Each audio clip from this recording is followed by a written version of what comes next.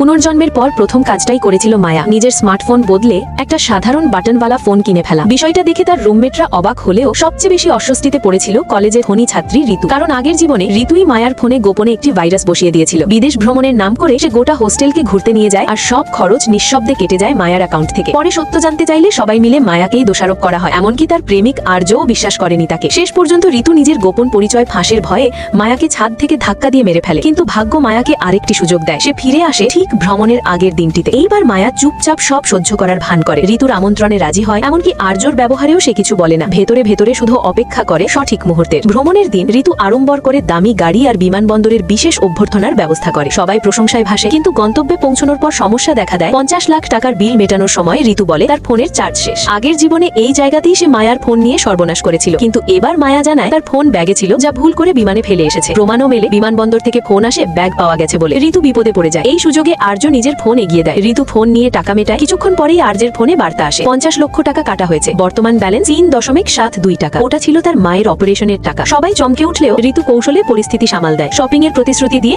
আবার সবাইকে ভুলিয়ে নেয়। কিন্তু বড় শপিং মলে গিয়ে যখন 5 কোটির বেশি কেনাকাটার পর কর্তৃপক্ষ আর্থিক যাচাই চায়, তখন ঋতুর মুখ ফ্যাকাশে হয়ে যায়। সে বুঝে যায় এবার আর পালানোর পথ নেই। শেষ ভরসা হিসেবে সে মায়ার কাছে ফোন চায়। মায়া শান্তভাবে ব্যাগ এগিয়ে দেয়। ঋতু ফোন খুলতেই স্তব্ধ হয়ে যায়। স্ক্রিনে ভেসে ওঠে শুধু একটি শব্দ, নেটওয়ার্ক নেই। সেই মুহূর্তে সবাই বুঝে যায় আসল নকল ধনী কে। আর মায়া বুঝে নেয় প্রতিশোধ কখনো চিৎকার করে নয়, নীরবতাই তার সবচেয়ে বড় অস্ত্র।